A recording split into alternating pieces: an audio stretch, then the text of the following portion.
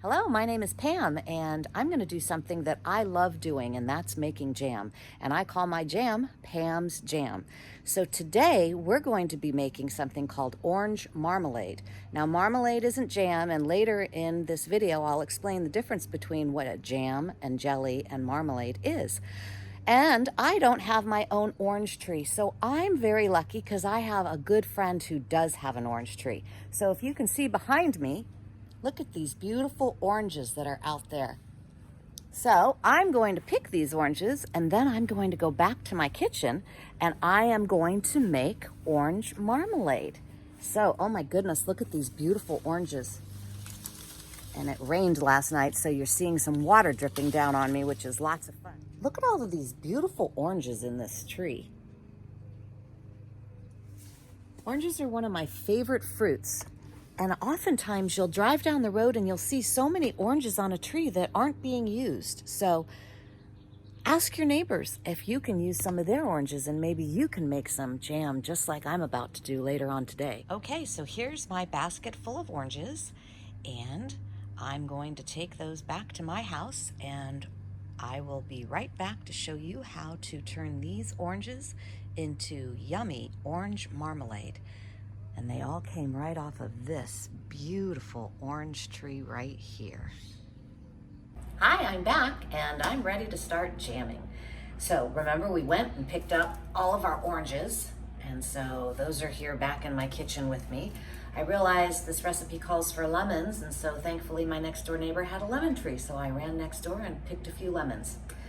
And remember how I asked if you knew the difference between jam, jelly, and marmalade? Well, I'm going to show you the difference. So here are a couple of jars of jam that I've made. This is blueberry jam, and this is pomegranate jelly. So the difference is jam uses the whole fruit, and so I will show you what that looks like. So in here, I will grab a spoon. In here is the whole fruit that you can see. See how that looks like the whole fruit? I should have grabbed 2 spoons. Here we go. And this is the jelly. And pomegranate jelly only uses the juice. So not the full fruit, just the juice goes into jelly. So now if somebody asks you what is jam, you can tell them that the whole fruit is crushed up along with all the other ingredients, and that makes jam. Jelly is just the juice, so you squeeze the juice out. So now what's marmalade? That's what we're gonna do here today. Marmalade actually calls for using the orange peel and then boiling the peel along with some baking soda until the peel gets nice and soft. And then you also use the inside part, the fruit of the orange, and then you mix all of that together with the rest of the ingredients, and then you come up with marmalade. And I happen to love marmalade. It's my most favorite of all of the jams and jellies that I make. So what else does it take to go into this recipe? Well, I'll tell you. It requires baking soda, because the baking soda has to mix with the rind of the lemon and the orange. It also takes a little bit of butter. In fact, it takes a half a teaspoon of butter. Why does it take butter? Because when it's all boiling, the butter reduces the amount of foam or bubbles that are on the top, and you don't want bubbly looking jelly or jam or marmalade when you put it into the jars. And of course, it takes a lot of sugar. This particular recipe calls for 5.5 cups of sugar. And so we have all of this pre-measured out. Making jam and jelly and marmalade takes a lot of pre-preparation. So one of the things you have to be sure to do is wash your jars very, very well. I put mine in the dishwasher on very hot heat and the dry cycle, and then I take them out and I make sure that they're not contaminated in any way. I turn them upside down on a very clean cloth, and you'll see that behind me here in a little bit. You have to also make sure that you have your lids, and in here are my lids in some water. Here's the sealing part of the lid, and here's the other part of the lid. These are all in this saucepan here, I'm going to stick them on the stove, and I'm actually going to boil them because boiling them takes all of the germs away, and they make sure that they are completely clean for this process. So I'm going to stick those behind me on the stove. Turn on my stove to very low. And those are just going to simmer over there because they need to make sure that all the germs get off of them. And I'll show you a trick later on how I don't have to put my fingers into that hot water. So now I'm going to wash my lemons and I'm going to wash my oranges, and then I'm going to start peeling them. Okay, when you wash your fruit, you're going to want to use a scrub brush, run it under some water, and scrub it very, very well, because remember, I told you we're using the rind and we don't want any of that dirty tree that was on it. So scrub all the fruit really, really well. And then I'm going to show you how we have to peel it. That's the fun part. So all of my oranges are nice and clean. I'm now drying them along with my lemons. And I forgot to mention one important part of this recipe is something that's called Sure-Gel pectin. This is the pectin, and this is what helps to make the jams, jellies, and marmalades set. You don't want it to be runny. If it was runny, then it would be called syrup. And so I use this powdered Sure-Gel. Something interesting, pectin is made actually from the rinds of citrus. So some people make their marmalade without using Sure-Gel. Some people even make their jams and jelly without using Sure-Gel. I've just found that I have more success when I use this. Okay, so here's the fun part. You take an ordinary vegetable peeler and your orange, and you start to peel it. Check that out. And it smells so good. Part of my favorite things. So, look at that. It's a long orange rind. And then I sit that on my cutting board. So I have to do that to all 4 oranges that this recipe calls for. And I also have to do that to the 2 lemons. Ooh, this lemon is strong. It smells very, very good. So you just take a really nice vegetable peeler. How many of you have ever peeled your oranges or lemons this way? Pretty fun. And then there, you see that long rind of lemon. So I have to do this, and then I'll show you what our next step is.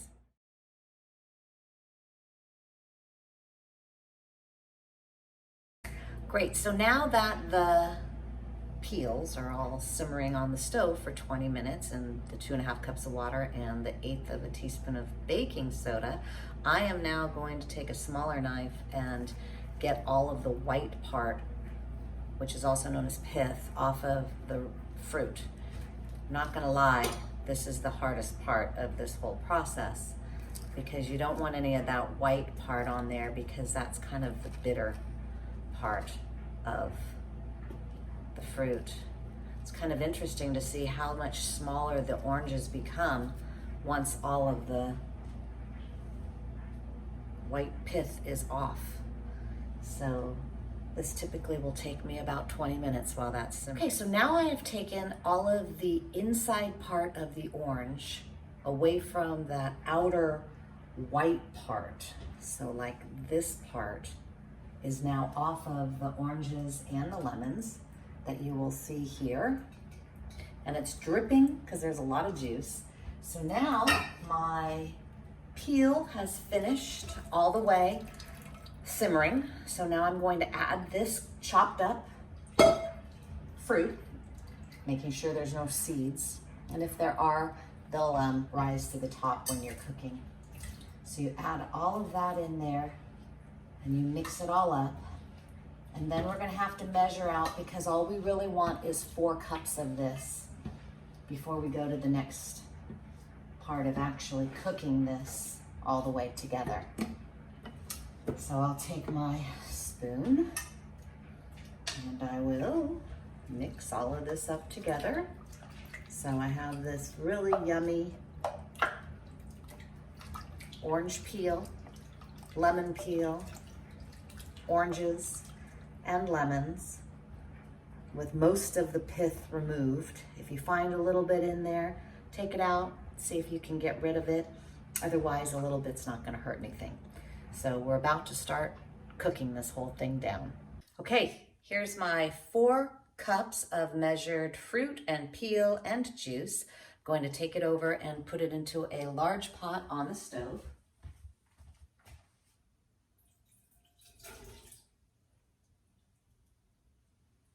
Notice I have a towel because this is dripping all over the place, and I'm not gonna lie, this is a very messy process. So now we're over at the stove. Here's my Sure Gel out of the box.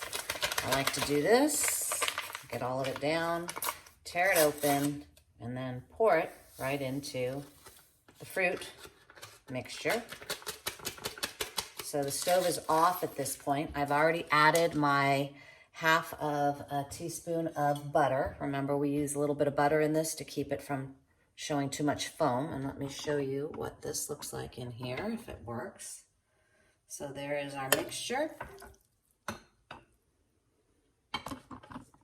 And I'm gonna turn the stove on to very high heat. I'm gonna check to see how high the flame is, because we're gonna wanna bring this to a full rolling boil. It's a good idea to have a towel nearby to hold on to this if you need to. The thing about making jam and jelly is you have to constantly watch it while it's on the stove, doing a lot of stirring. And so this first set, you have to bring just the fruit, the pectin, and that little bit of butter to a full rolling boil before you add the sugar. And then you add the sugar and you bring it to a full rolling boil.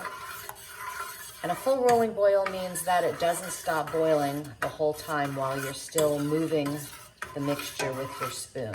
You'll notice I have a very long spoon because this is gonna get quite hot. Once again, this spoon was thoroughly washed, and I stuck it actually inside that boiling saucepan that's right here, where I've been making sure that my lids are all being sterilized. And so those are all ready to go. Over here, you'll see I have all my jars sitting out ready to be filled. Once again, those have all been cleaned and they're waiting to be filled with this wonderful marmalade. So this is going to take about 10 to 15 minutes to come to a full boil. If you see, like I said, a seed in there, or if you see part of that white skin from the lemon or the orange, you don't want that. So go ahead and take that out and discard it. It's not going to hurt anything.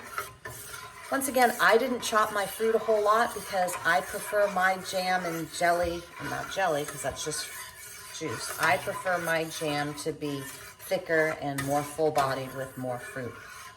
So, all right, this is just about to start coming to a boil. This has come to a full rolling boil, as you will see.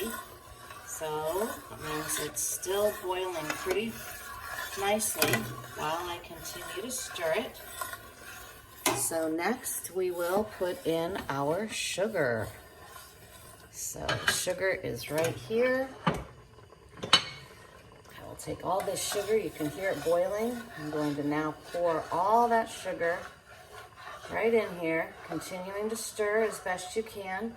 It's getting very thick with all that sugar in there. Try and not move this so badly that you can't see it. So there, you see all the sugars back in there? And then you have to mix this all together. And my dog barking in the background. There must be a squirrel outside. So I'm going to continue to stir this now until it comes to a rolling boil. And so that should take about another 10 minutes.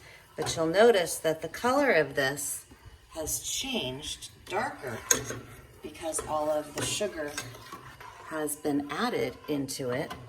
And then we're going to be, soon as this is finished, once this comes to a full rolling boil, we have to boil it for 1 full minute.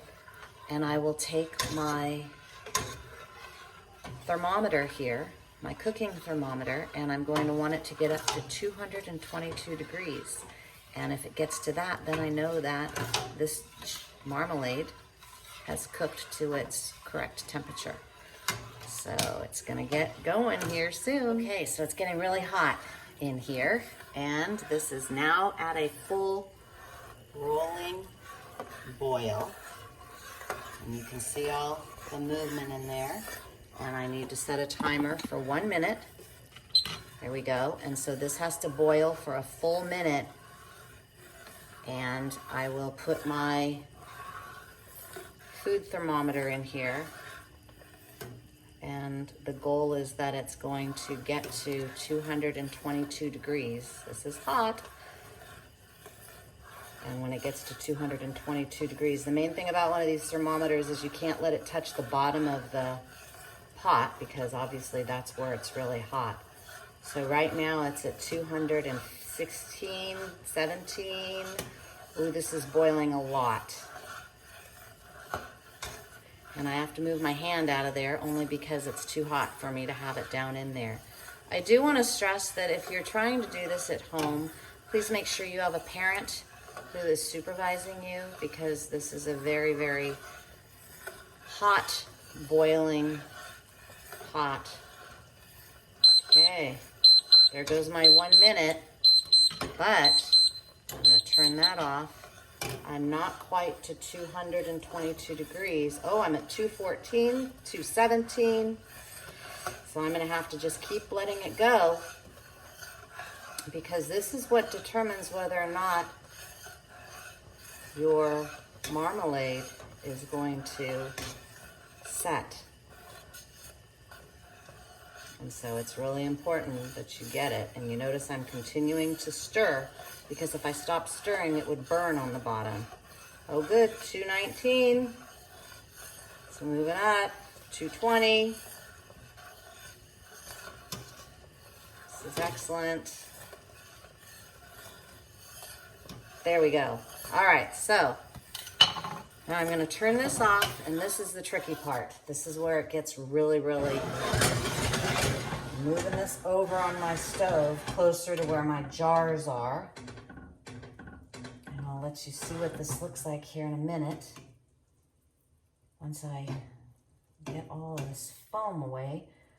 So even though I put the butter in there, it's not always what works. There's still some foam.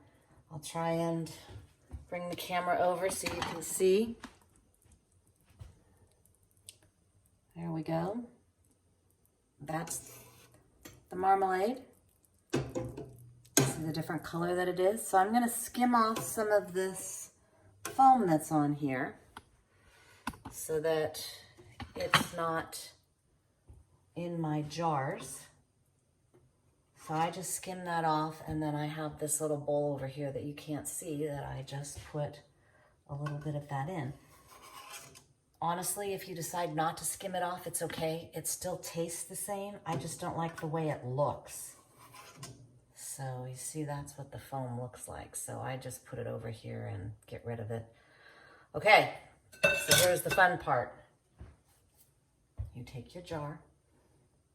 You have your tools. This is one of my favorite tools. Sticking that right in there. I have my ladle. And then you have to have your damp paper towel, which I meant to have. So damp paper towel is very important. Once again, this is very hot. So you take your ladle and you ladle it into your jar.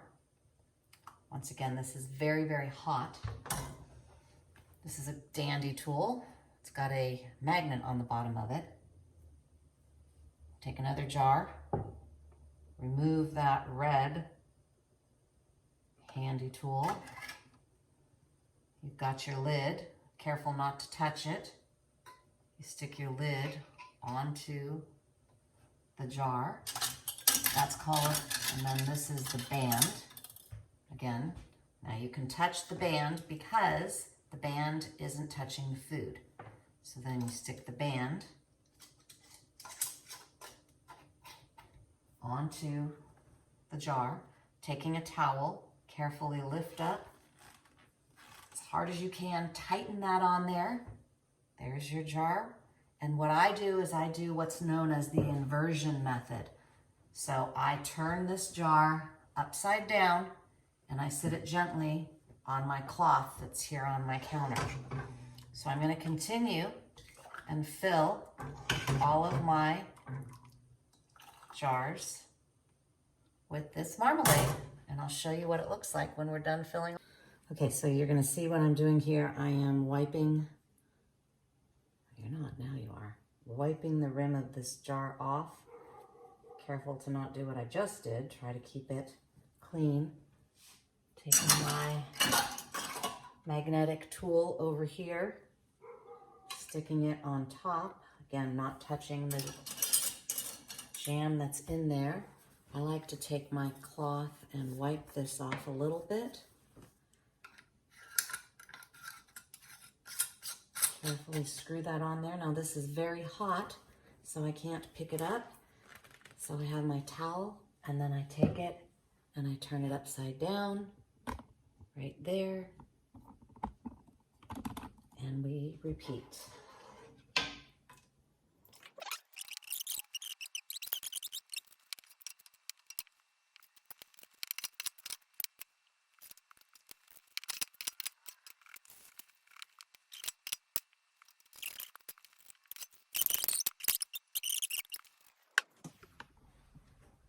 So now my jars are going to stay upside down, inverted for 5 minutes, and then I'll show you the very last thing you need to do. But before I do, there is one last thing you need to do. You need to grab a spoon.